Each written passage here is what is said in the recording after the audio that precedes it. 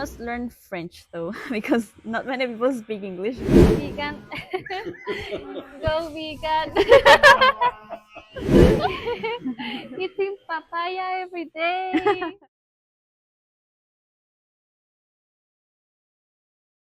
Well, it's a beautiful morning, and we have these two beautiful girls here. You would like to know more about them. Can you introduce yourself to us?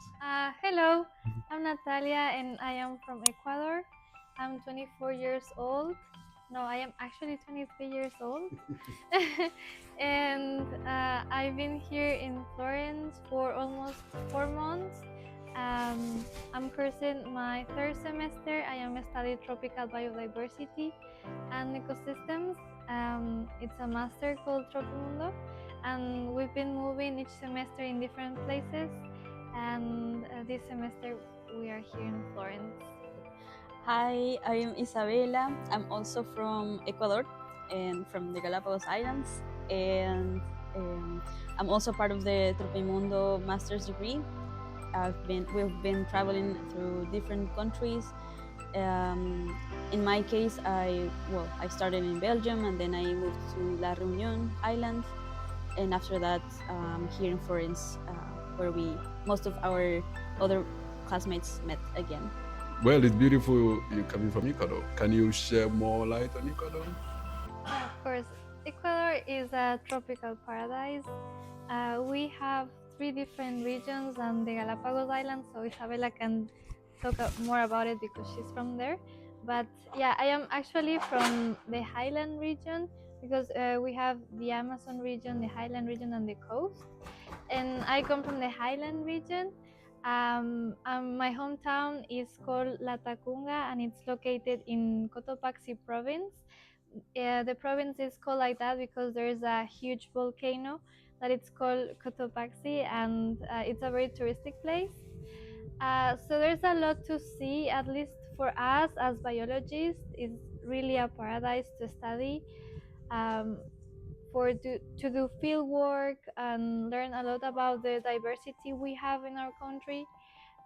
That's why, actually, that's one of the reasons why I decided to study biology, because of my country. There's a lot to study there, and we have really beautiful places. It's full of nature and fruits, and yeah, for me as a vegan, it's also because I am vegan. So it's that's why I call it like a tropical paradise. We have a lot of fruits, a lot of biodiversity. There's a lot to see. So yes, that's what I can say about my country. Yeah, and I agree with that part of studying biology in Ecuador because we are one of the mega diverse countries in the world, and I'm really proud of that. Yes, so I'm really proud that Ecuador has, it's a mega diverse country, and I'm happy that I studied biology there because I got to know my own country, to know the different places, not only as a tourist, but as doing field work there and learning about our flora and fauna. And yeah, so I remember one of our best field trips in Ecuador was going to the Yasuní National Park, and it's incredible. The dense forest there, and there's a lot of diversity from insects to big mammals and reptiles, and the river. Yeah, it was just beautiful. We also got the chance to go to another natural reserve that's called Cuyabeno, and actually, yeah, Yasuní and Cuyabeno are one of my favorite spots there. They are in the Amazon region, and also really high diverse spot, and you can see monkeys and pink dolphins because there's a river also. And yeah, and so now jumping to another region of Ecuador. um, since I'm from Galapagos, I guess I can share a little bit of my life there, my childhood, and because I'm really grateful that I was born there and I got the chance to grow up there in an island environment. And I think that really created this deep connection with nature.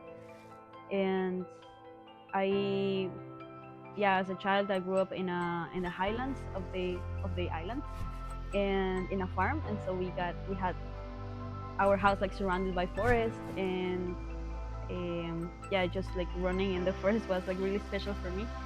And also we have one of the most beautiful beaches in Ecuador, and so that's why I have a really close connection with the ocean. I cannot live without ocean. And so I have like really nice memories going to the sea with my family and friends, and also learning about the environment. And I think that in my school, especially, which is called Tomás de Berlanga, I really appreciate that school because they taught us how to care about the environment, to know really our home, and that I really appreciate that. And I think that all this background led me to study biology in the mainland, because we don't have universities in Galapagos. Well, not many options to study in Galapagos, so that's why I moved to the mainland. And Nati and I studied in the same university. We didn't know each other and for the first Well, once in semesters, the but field trip. only one field trip we got to meet.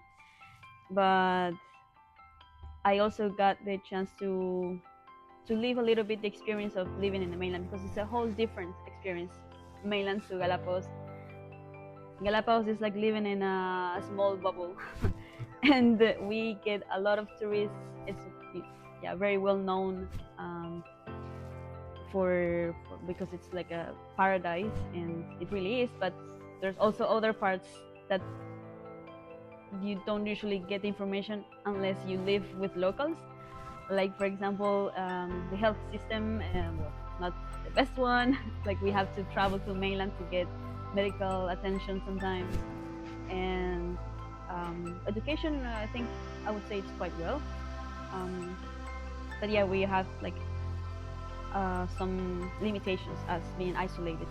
Okay, so as I said, or as we mentioned, there are a lot to see in our country, but unfortunately, things aren't easier there in some way, at least in terms of conservation of the ecosystem and the environment, since there are a lot of mining concessions. Also, in the national park we just mentioned in Yasuni, they are also extracting oil a lot.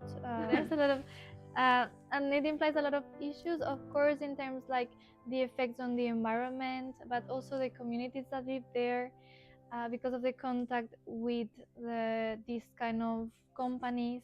So it ended up in a huge problem in terms of the impact in nature, as well as for the community and in a social aspect. So also deforestation is a big issue, at least in the coast region. It's like I think that's I'm pretty sure it is the region with the highest rate of deforestation from Ecuador. So a lot of parks, a lot of national parks have been destroyed. Not necessarily national parks, but a lot of places full of nature have been destroyed in the coast. There's not much left, so that's why it's very important to conserve the nature we have in our country. With this said, with all these challenges coming up in Ecuador, I do believe that with all that you've said, it's a beautiful place, a lot of resources, a lot of beautiful things that we can think of. And I would really wish that one day I'll be in Ecuador to tour around. And I also recommend that a lot of people who may want to go to Ecuador can go and explore their beauty. And with these few challenges, and having come to Europe to study, having obtained a lot of knowledge, you plan going home to help solve this problem? Of course, as I mentioned, there are a lot of challenges, and as a biologist, there's a lot to do. Especially, there are a lot of gaps in knowledge, and at least for me, I am really passionate about insects, so I think that I am really into entomology, and that's why Ecuador is the right place to study it, because as one of the places we just mentioned in Yasuni, it is the place with the highest richness of insects in the world, and that's why there is a lot to see, and most of the species haven't even been described. So um, there's a lot to study in Ecuador. Yes, I would like to go back to study. Ideally, I would like to find a project here in Europe, Okay. and based on that, keep carrying my research in Ecuador. Like, yeah, at least the field work or collect samples and keep studying, yeah, things from my country. Yes. If I want to come back to Ecuador, yes, right? I do. At some point, I will. I know, but I think I still want to explore more the world, like get more experience abroad, because I want to gain like all the tools I can possibly have, and learn from different parts of the world, and especially because I want to focus on island environments. I would like to get that experience in other islands that have the same problems as we have in Galapagos, like invasive species, especially that, and yeah, help recover endangered populations of species in Galapagos, and yeah, conservation action mainly. So that's what I'm pointing to for after my masters. I really hope I can get the chance to collaborate with other institutions that work for not only for conservation but also for the community. So like learn how to apply sustainable strategies combining both aspects, like social aspect and also biological and ecological research. And after these, like in the far future, I do see myself coming back to Galapagos and contribute to my community.